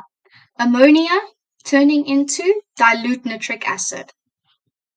So that's 10.1.2. Okay, 10.2, write down the name or formula of fertilizer Y. Okay, again, this is something else you're going to have to study. There will be information about how they turn ammonia into fertilizer Y using nitric acid. So if you've studied, you'll know that fertilizer Y is in fact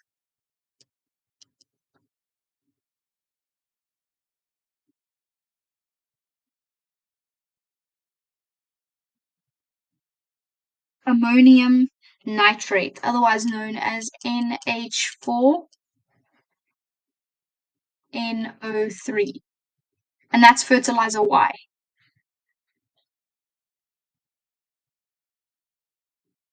Okay, so fertilizer Y is otherwise known as ammonium nitrate or NH4NO3. Okay, like I said, this will be in the fertilizer section of your chemistry textbook. You just have to go and read it and study it.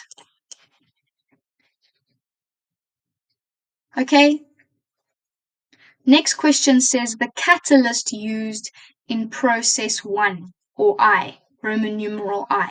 So we already know, as I've discussed now, that I is the Haber process. So here we've got a nice little picture of the Haber process, and it specifically says that iron is used as a catalyst during the Haber process.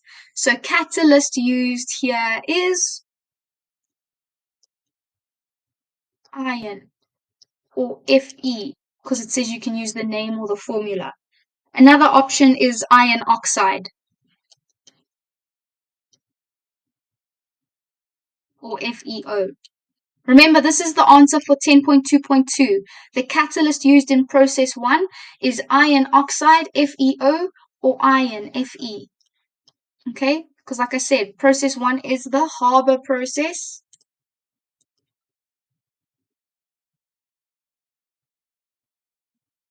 And here is the Haber process.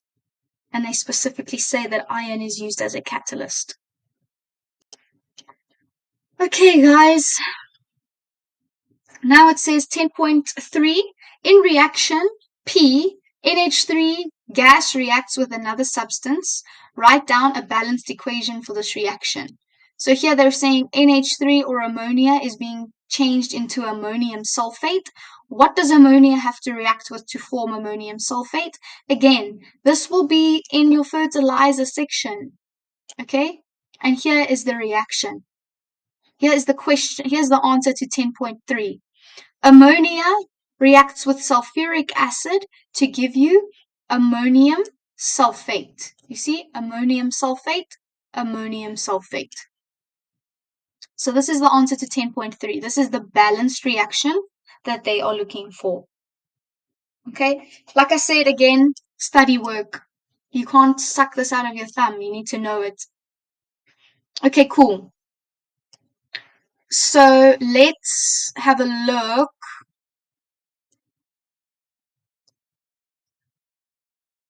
Now we're on to question 10.4. NPK ratio. Okay, guys, can you see this is for 5 marks? It looks quite difficult, but it's really not. It's just a lot of work. Okay, but it's very simple processes. Again, this is another kind of stoichiometry question. Okay, so the first thing that we need to do is we need to find out.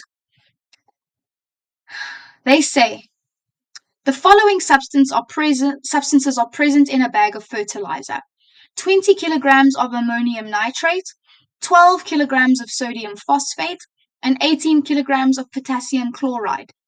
Calculate the NPK ratio of the fertilizer. Okay, so N means nitrogen, P means phosphorus, K means potassium. So if I have a bag that is 20 kilograms of NH4NO3, in order to determine the mass of nitrogen alone, I need to figure out how many moles this translates to. So again, like I said, you're going to be repeating the same process 3 times to get a mass for nitrogen in number 1, for phosphorus in number 2, and for potassium in number 3. So it's the same process 3 times, which is why it's such a big mark allocation. So I'm just going to do it now, and you'll just have to follow with me, okay? So we want to convert a mass into moles. So we have 20 kilograms of NH4NO3. So we want number of moles. So moles is equal to mass over molecular or molar mass, which is equal to 20 kilograms. Remember, your SI unit in chemistry is grams, not kilograms. So we convert to grams. 20 kilograms is the same as 20,000 grams divided by your molar mass. Okay, once again, we now need to go to our periodic table and we need to get the relative atomic masses of nitrogen, hydrogen, and oxygen. So we go and we say we're looking for the relative atomic mass of nitrogen, hydrogen, and oxygen. So nitrogen is 14, oxygen is 16, hydrogen is 1. So we say Remember, you need to follow the ratios that they've given you here. So, relative atomic mass for nitrogen is 14. Plus 1 for hydrogen, but I've got 4 hydrogens, so I say plus 4 times 1.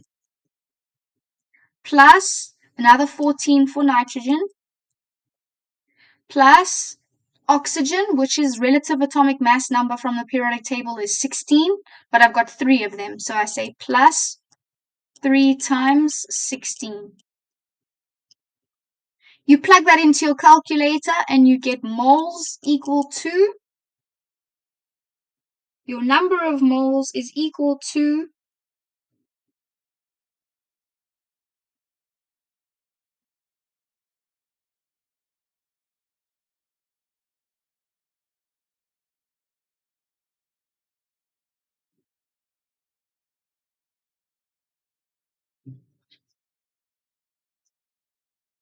just give me a second, I'll be with you now.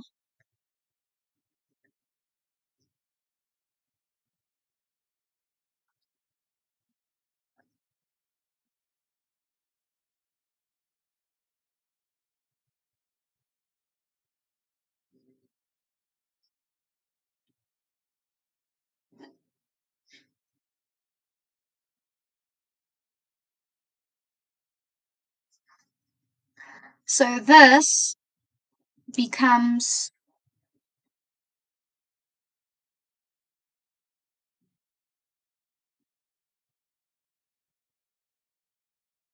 my answer is 250 moles, but this number becomes basically 20,000 divided by 80. So the molar mass of NH4NO3 is 80 grams per mole.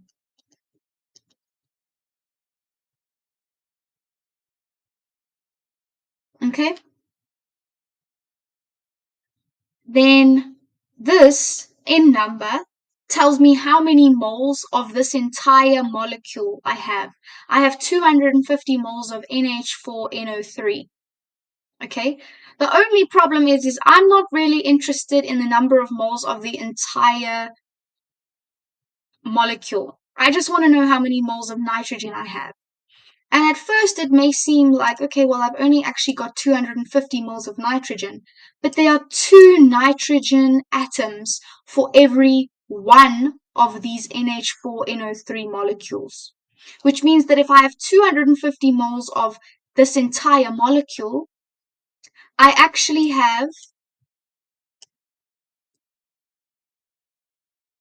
500 moles of nitrogen because I have 2 nitrogens for every one molecule, which means that the number of moles that I have of the entire molecule needs to be multiplied by 2 to give me the number of moles of nitrogen that I have for the same amount. Okay? So that's the number of moles of nitrogen that I have. I now need to convert this into a mass. N is equal to M over big M, because like I said, we're only interested in nitrogen. Our moles of 500 is equal to mass over, and our molecular mass for nitrogen that we got from the periodic table is 14. So mass of nitrogen, 500 times 14, and that's 7,000 grams. But we can convert it back into kilograms now. So it's just 7 kilograms. Okay? And you basically perform this exact same routine for the other 2, except we're not looking for nitrogen in the other 2, we're looking for phosphorus and potassium. So we'll do all of them together. So we've got 12 kilograms of sodium phosphate. So let's just do this. So now we're doing 12 kilograms of sodium Na3PO4.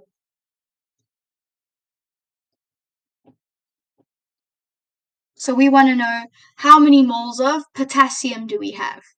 So N is equal to small m, or mass, over big M, is equal to, kilograms is not the SI unit, so it's 12, 1, 2, 3, divided by my molar mass of Na3PO4. This means we need to go back, however, to our periodic table. We're still looking for the relative atomic mass, but we're looking for the relative atomic mass of Na, sodium, P, phosphorus, and O, oxygen. So oxygen is 16, phosphorus is 31, okay, and Na is 23.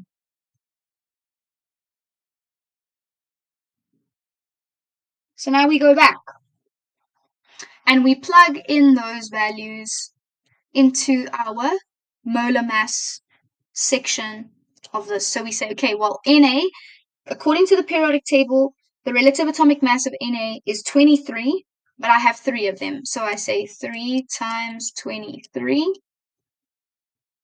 plus the relative atomic mass for phosphorus was 31, and I only have 1, plus the relative atomic mass of oxygen is 16, but I have 4 of them. So I say 4 times 16. That means that this becomes 12,000 divided by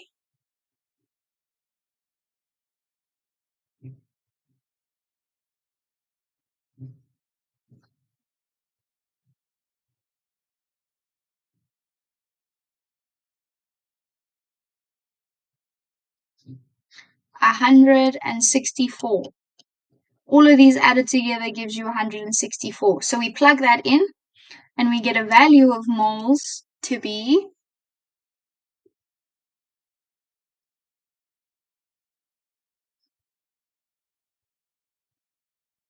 73.17 moles. And that's moles of the entire molecule. So you have 73.17 moles of Na3PO4. Okay? But as you can see, you only have one P atom. You only have one phosphorus atom for every Na3PO4 molecule that you have, which means that the number of moles of the entire molecule that you have will be the same number of moles as phosphorus that you have. So this is also the number of moles of phosphorus. So now we can measure a weight of phosphorus on its own. N is equal to M over big M is equal to, so that's going to be what? That's going to be 73.17 moles is equal to, mass is what we're looking for, over the molar mass, or the relative atomic mass from the periodic table, which is 31, because we only have one P and it's not a diatomic molecule. So that gives us mass is equal to 73.17 multiplied by 31, gives us 2,268.29 grams. And we can convert that back into kilograms. So it's going to be 2.27 kilograms of phosphorus. Okay, cool. One more, guys. Last one. And we have to do it for potassium. So they say we have 18 kilograms of potassium chloride. Okay, so again, N is equal to M over big M. We have 18 kilograms of potassium chloride. Okay, so remember 18 kilograms. Kilograms is the wrong unit, so it's 18,000 grams over our molar mass of potassium chloride. So again, we're looking for the relative atomic mass, but we're looking for potassium, which is 39, and chlorine, which is 35.5.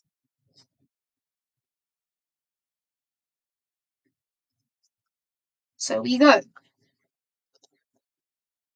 and we say the relative atomic mass of potassium is 39 plus the relative atomic mass of chlorine, which is 35.5.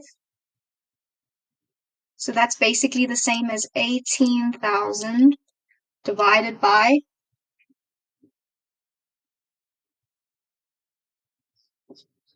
74.5, which is the total molecular mass of KCl.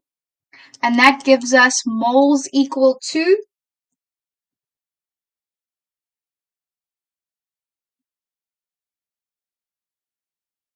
241.61 moles of KCl.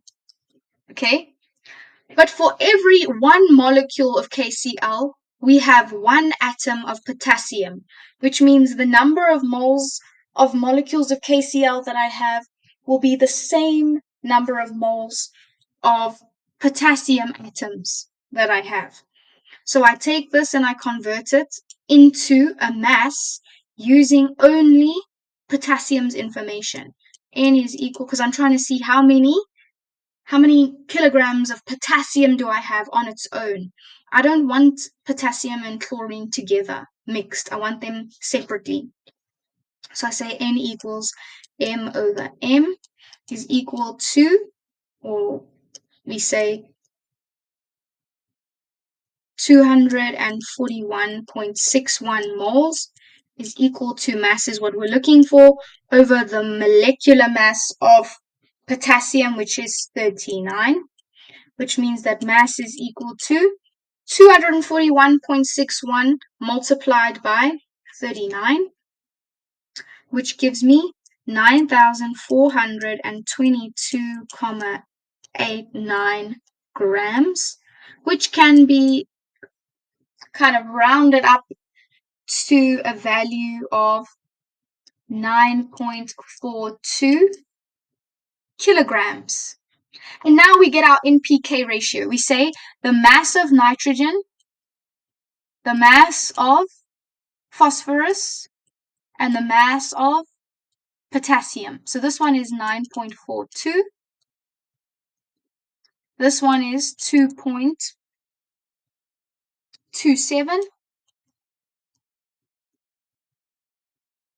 And our mass for nitrogen was 7. And now to get a ratio, you go and you divide every single number by the smallest number in your ratio. So 2.27 is the smallest, so we divide by 2.27. We divide by 2.27. We divide by 2.27. What are we left with? 7 divided by 2.27 gives me a value of 3.0837, which can be rounded off to 3. 2.27 divided by 2.27 is 1. And 9.42 divided by 2.27 gives me a value of 4.197, which can be rounded off to 4. And so your final NPK ratio is 3 to 1 to 4. And that's the answer for the final question. Your final NPK ratio is 3 to 1 to 4.